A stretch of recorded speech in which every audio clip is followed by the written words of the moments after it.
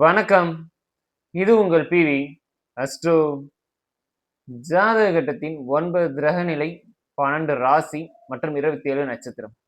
இதனை வைத்துதான் ஒருவரின் உயர்வு, தாழ்வு சொல்லப்படுகிறது. இந்த பிறந்திருக்கக்கூடிய லக்கணம், அதுக்கு ஏற்ப கிரகநிலை, அது வாங்கிய சாராம்சம் மற்றும் நடைமுறையில் உள்ள தசாபுத்தி இதெல்லாம் வைத்துதான் ஜாதக கட்டத்தில் அது உயர்வா, தாழ்வா என்பது சொல்லப்படுகிறது. சரி, இந்த வீடியோவில் என்கிட்ட கன்சல்ட் பண்ண ஒருத்தரோட ஜாதகத்தை தான் பார்க்கலாம் இருக்கும். அவர் கன்சல்ட் பண்ணதுக்கான காரணம் என்ன அப்படின்னா, கடந்த ஒரு 5-6 வருடமாகவே தொழில் ரீதியாகவும் சரி, உடல் ரீதியாகவும் சரி சரியாக இல்ல. ஸோ எப்போதும் என் எதிர்காலம் சிறப்பாக இருக்குமா?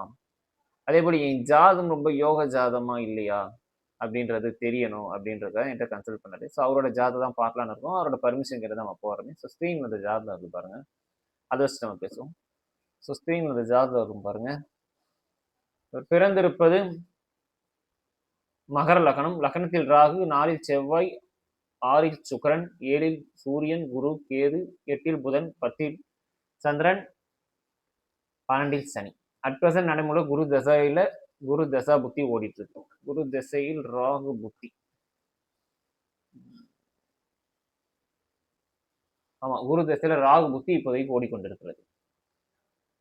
இவர் கொரோனா டைம்ல இருந்து என்னோட தொழில் வந்து வளர்ச்சி இல்லாம இருக்கு, தொழில் ஒன்றும் சிறப்பாக இல்லை அப்படின்றதான் மெயினா அவர் சொல்ல வந்த விஷயம். அந்த டைம்ல இருந்தே எனக்கு அடிபட்டு போச்சு.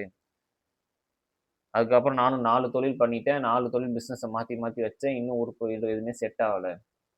வேலைக்கு போனாலும் அங்கேயும் நிரந்தரமாக இருக்க முடியல ஒரு இடத்துல. ஸோ என் வாழ்க்கையின் எதிர்காலம் எப்படி இருக்கும்? அதான் கேள்வி.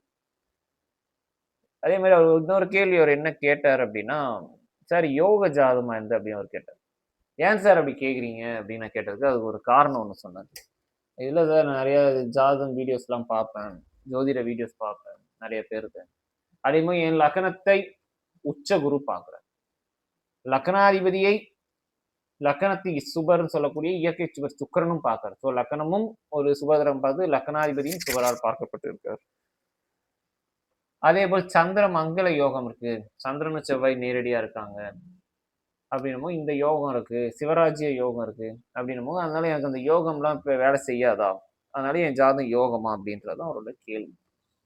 அதாவது ஃபர்ஸ்ட் ஆஃப் ஆல், ஒரு ஜாதகத்துல குரு பார்க்கிறார், செவ்வாய் பார்க்கிறார், சுக்கிரன் பார்க்கிறார், புதன் பார்க்கிறார், இல்ல சூரியன் பார்க்கிறார், எந்த கிரகம் பார்க்கறாங்கன்றதை விட உங்க லக்னத்துக்கு ஃபர்ஸ்ட் அந்த கிரக அமைப்பு எப்படி இருக்குன்றது தான் விஷயம்.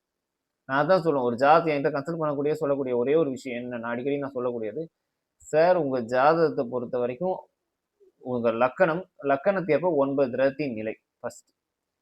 ரெண்டாவது நடைமுறையில் உள்ள தசாபுத்தி. இது 2 தான் தீர்மானிக்கப்படுகிறது உங்களோட பலன், சுப பலனா இல்லை அசுப பலனா அப்படின்ட்டு. ஸோ லக்கணப்படி பார்த்தீங்கன்னா இந்த லக்கணம் மகர லக்கணத்துல பிறந்திருக்கு.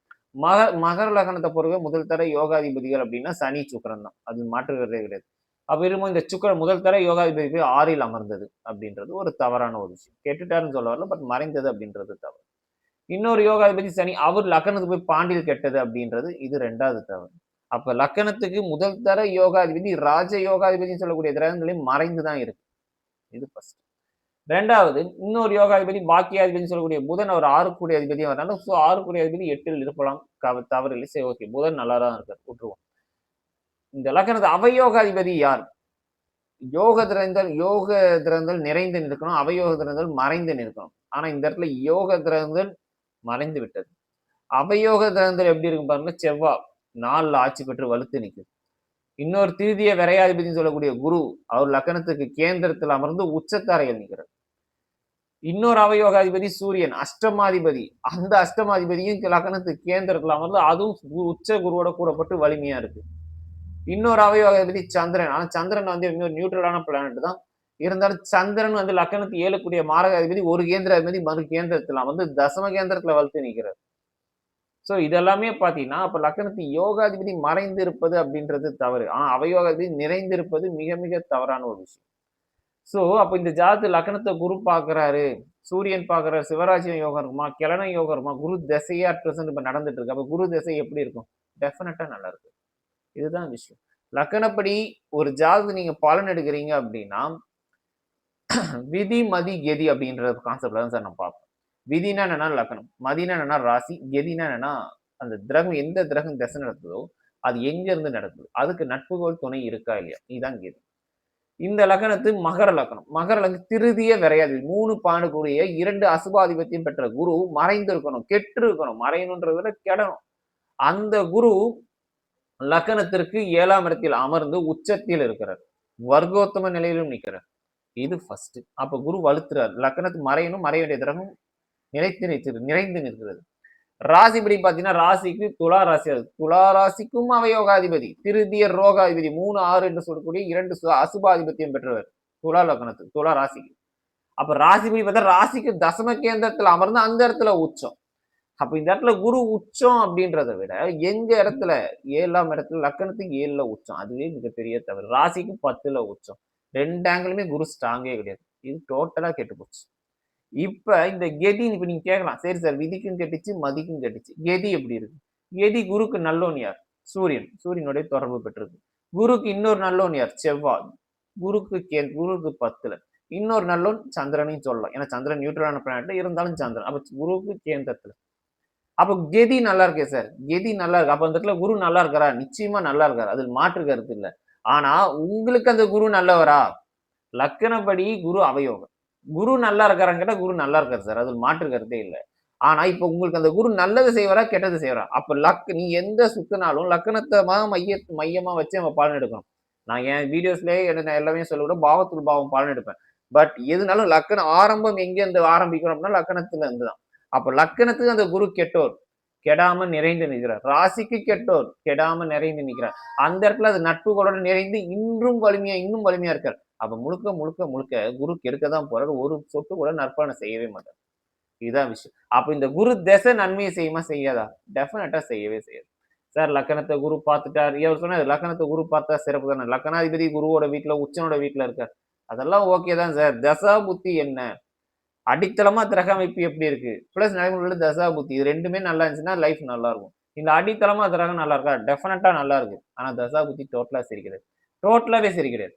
குரு தசை சுத்தமா நற்பலனை செய்யுமா அப்படின்னா நிச்சயமா செய்யவே செய்யாது. இந்த குரு திசையில என்னென்ன நடந்திருக்கும் அவருக்கு? திருதிய விரையாதிபதி எல்லாமே அவர் கையை விட்டு போயிருக்கும். நகை நட்டா இருக்கட்டும், இடமா இருக்கட்டும், இல்ல வீடு வண்டி எல்லாமே எல்லாமே கடன் பட்டிருப்பீங்க, லோன் வாங்கியிருப்பீங்க. நான் அதான் கேட்டேன் சார், குரு 7ல நிக்கிறார், திருதிய விரையாதிபதியா வருவார். சோ நகை நட்டு ஆடை ஆபரணங்கள் எல்லாமே பார்த்தீங்கன்னா 3ஆம் இடம் தான், கர்ணபூஷண ஸ்தானம்னு பேரு. அப்ப 3ஆம் இடத்து அதிபதி 7ஆம் இடம் மாரத்துல இருந்து தசை நடத்துறார். சோ டெஃபினட்டா இந்த 3ஆம் இடம் பாதிக்கும். அப்போ உங்களோட நகை நட்டு எல்லாம் அடமானம் போகும். விரயஸ்தானம் சொல்றது 12ஆம் இடம், 12ஆம் அதிபதியா வருவார். சோ அப்ப எல்லாமே விரயமாகணும். காசு பணம் இழக்கணும். அது ஏதோ ரூபத்துல கடன் ரூபத்திலயோ இல்ல உடல்நிலை கோளாறுல ஏதோ ரூபத்துல பணத்தை இழக்கணும், கஷ்டப்படணும் அப்படின்றது அமைப்பு. அப்ப மன ரீதியாகவும் சரி, உடல் ரீதியாகவும் சரி நீங்கள் கஷ்டப்பட வேண்டும் என்பதுதான் விதிப்பயன் இந்த குரு திசை. எந்த நேரமும் கிடையாது. அப்கமிங் இந்த குரு திசையில் அப்படி நடக்கும். சரி, குரு திசை எப்ப முடியுது? குரு திசை ராகு புத்தி ஓடுதுன்னு சொல்லிட்டோம். குரு திசை ராகு புத்தி அப்படின்றது 2027 வரைக்கும் ஓடி. இந்த 2027 வரைக்கும் இப்படிதான் இருக்குமா? டெஃபினட்டா இப்படிதான். சார் ராகு லக்னத்துல குருவோட பார்வையில இருக்காரு, அது மாற்று கருத்துல.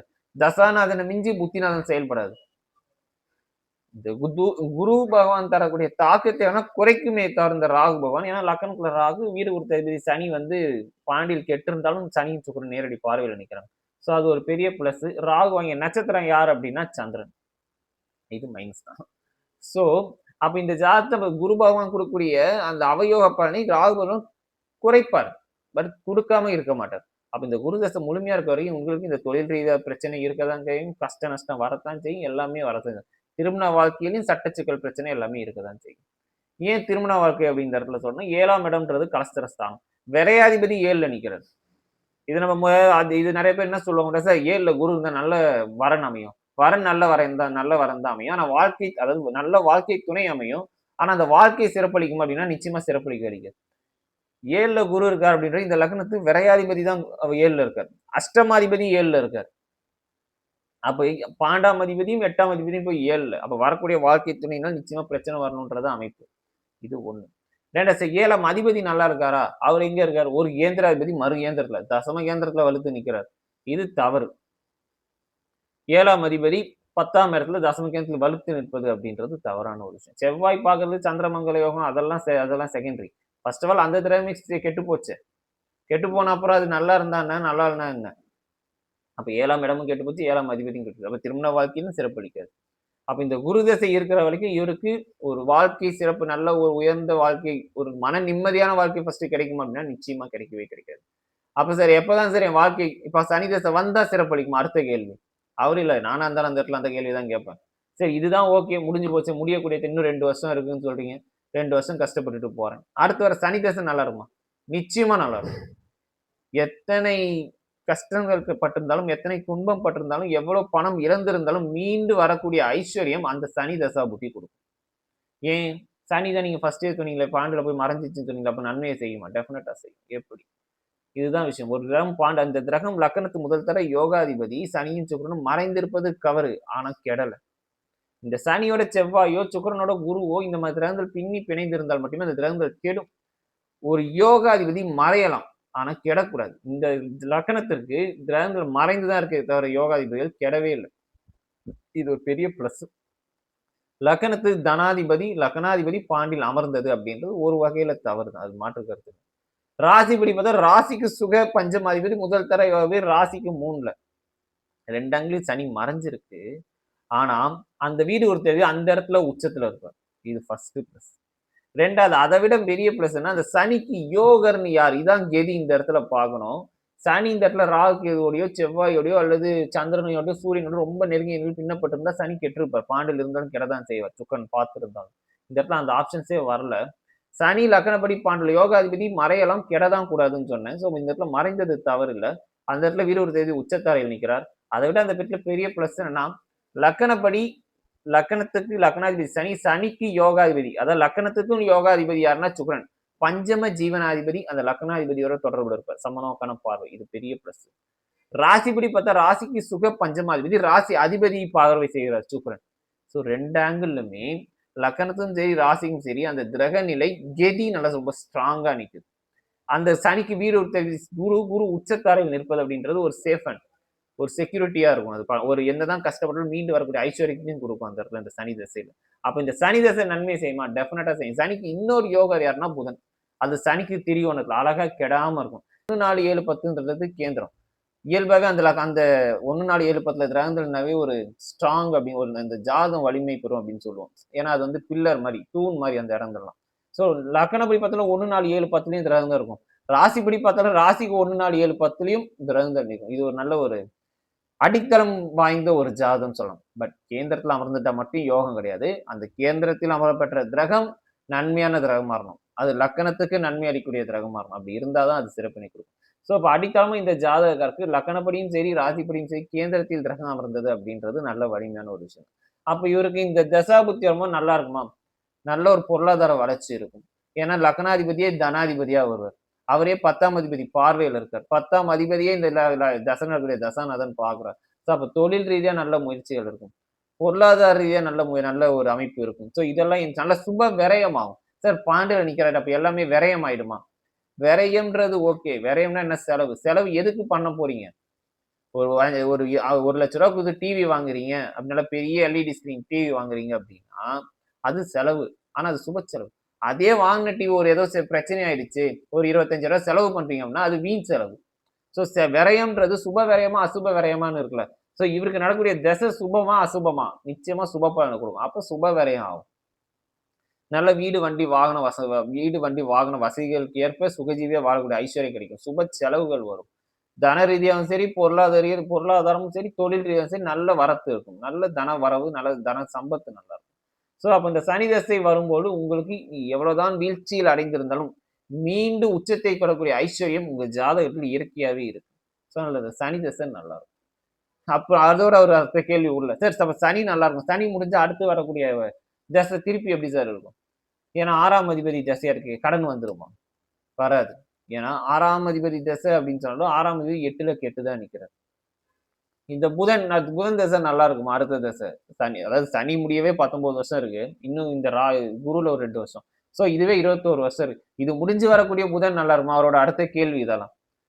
நான் அவர்கிட்ட சொன்ன ஒரு வார்த்தை தான். சார் அது புதன் வரும்போது வரட்டும். இப்ப இந்த 21 வருஷத்தை கடந்து வாங்க. அப்புறம் அதை பத்தி பாத்துக்கலாம் அப்படின்றத சொன்னாரு.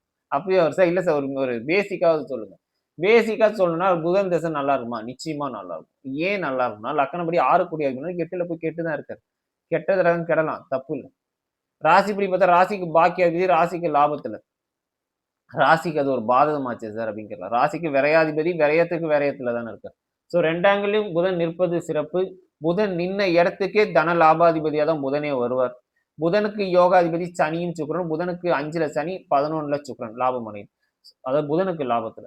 ஸோ அதன் அடிப்படையில புதன் தசையும் ஒரு நல்லா தான் இருக்கும். அப்போ அடித்தளம் இந்த ஜாதகத்துக்கு நன்கு அமையப்பெற்றிருக்கிறது. ஆனால் நடைமுறையில் தசா புத்தி சாத்தியம் இல்லை. அதனால தான் என்கிட்ட அடிக்கடி நான் சொல்லக்கூடிய விஷயம். அடித்தளமா கிரக அமைப்பு நல்லா இருக்கணும் ஃபர்ஸ்ட். 2வது நடைமுறையில் தசா புத்தி நல்லா இருக்கும். இது 2மே நல்லா இருந்துச்சா நிச்சயமா லைஃப் கஷ்டப்படவும் மன நிம்மதியை கெடுக்கக்கூடிய அமைப்புகள் நிச்சயமா இருக்காது. சரிங்களா? நாம் அடுத்த வீடியோவில் வேறொரு தலைப்பில் சந்திப்போம். நன்றி, வணக்கம்.